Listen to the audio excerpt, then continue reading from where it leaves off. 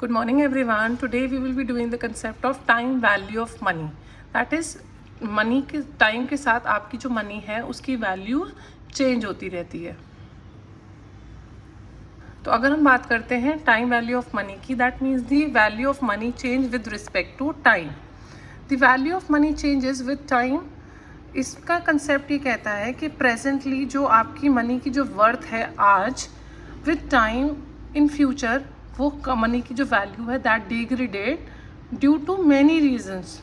तो the concept is कि आप फ्यूचर जो आपकी जो अर्निंग कैपेसिटी है उसी अमाउंट की वो कम हो जाएगी जो आज उसकी कैपेसिटी है, जो आज उसकी प्रेजेंट वैल्यू है. सपोजिंगली आज आपके पास 1000 रुपये है तो आज वो ज़्यादा वैल्यूएबल है as compare to 1000 rupees 1 year from now, because the purchasing power of money decline over time.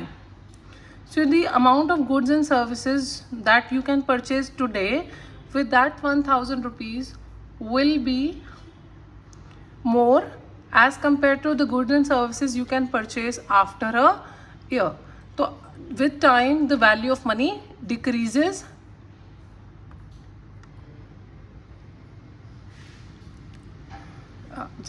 Let's study this with an example. That is, if you have 1000 rupees and you invest that in a government security that is giving you interest of rupees 10%, that 1000 will become 1100, because 1000 when you will calculate the interest it will become 1100. So the future value is equal to the present value plus the interest. That is 1000 plus 100 is equal to 1100.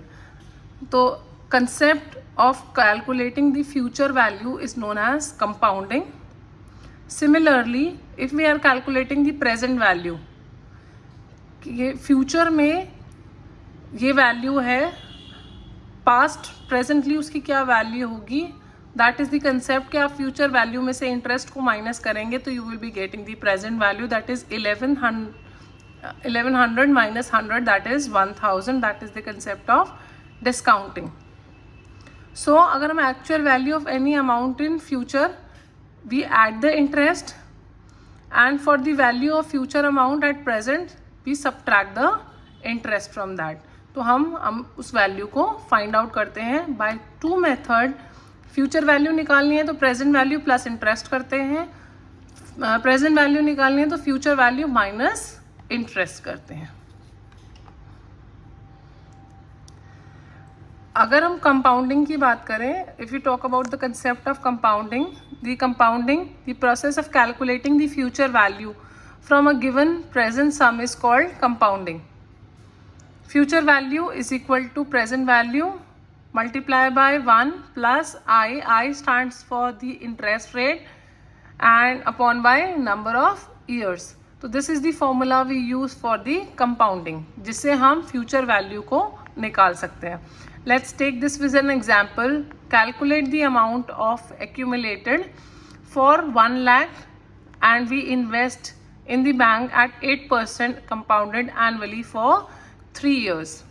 तो amount है 1 lakh, interest है 8% and it is be compounded for 3 years. So we will be getting the value that would be equal to 1,25,971.20, because future value is equal to present value multiply by 1 plus I upon by n. 1 lakh 1 plus this is 8%, we can write 0.08 upon by 3. 1 lakh multiply by 1.2597, we will be getting the value 1,25,971. This is the future value of 1 lakh rupees which will be getting after investing it at the rate of 8% for 3 years. So this is the final value. Okay, if you talk about the concept of discounting, the process of finding the present value of a future sum of money, कि future some of money है उसकी present value क्या होगी, that is the concept of discounting, done by removing the accumulated compound interest from the future value. तो इसका एक formula होता है future present value is equal to future value multiplied by 1 upon by 1 plus I upon by n. I, that is the rate of interest, n is the number of years, and there is another formula for this. Present value is equal to future value. Present value factor जो हम table में देखते हैं, जो इसकी value होगी, table में देखने के लिए हम इंटरेस्ट रेट को और नंबर ऑफ ईयर्स को देखते हैं, जो उसमें वैल्यू होती है उसको हम मल्टीप्लाई करते हैं फ्यूचर वैल्यू से, तो we get the present value. Let's take this as an example. We have invested rupees 10 lakh at the end of 10 years from now. So how much will be investing to get rupees 10 lakh at 8% after 10 years? The formula that we are using, that is present value is equal to future value. Present value factor I upon n is the number of years. तो ये 10 लाख हमने ले लिया है. उसके बाद इस value को देखने के लिए I have provided you with the tables. This is the table from which we can find the values. ये जो टेबल है that is the present value factor table. इसमें नंबर ऑफ ईयर्स दिया हुआ है and this is the percentage. Clear है? Similarly ये 30 years तक दिया हुआ है और 30% तक भी सिमिलरली दिया हुआ है. इसमें भी आपको दिख रहा होगा 30% तक दिया हुआ है.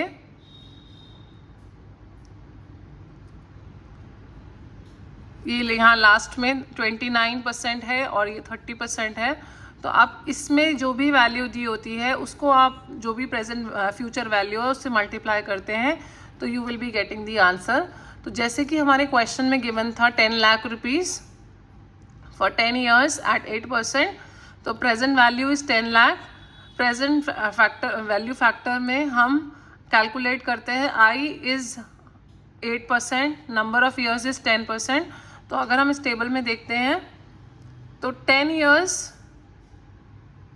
Eight 8% would be, this is 8%, ये दिया हुआ है आपको 8%, that would be 0.463%.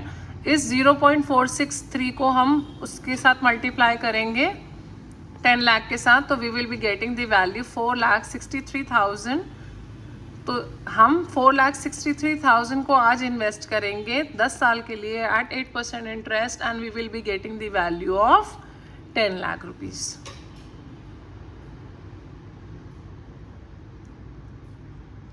Okay, the last slide includes the value of money declining in the future.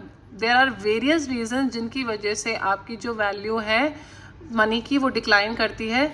The first factor is due to inflation in the economy. Inflation economy में आता है, आपकी जो वैल्यू है मनी की वो डिक्लाइन करती है.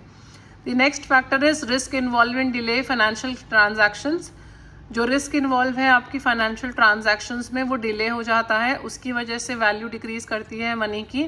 अपॉर्चुनिटी कॉस्ट की वजह से कैपिटल डिले होता है आपका. And the last factor is consumption, कि आपने जो अमाउंट है उसको आज ही कंज्यूम कर लिया है तो आपके पास सेविंग्स के लिए कुछ नहीं बचता है.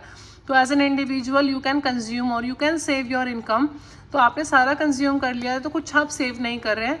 That is also a factor responsible for declining the money value. तो ये सारे रीजंस हैं जिनकी वजह से आपकी जो वैल्यू है मनी की वो डिक्लाइन होती है. That's all for the concept of value of money. If you have any doubt related to anything, you can DM me on the message and I'll reply you. Thank you. If you like my video, please subscribe my channel for further such videos. Thank you.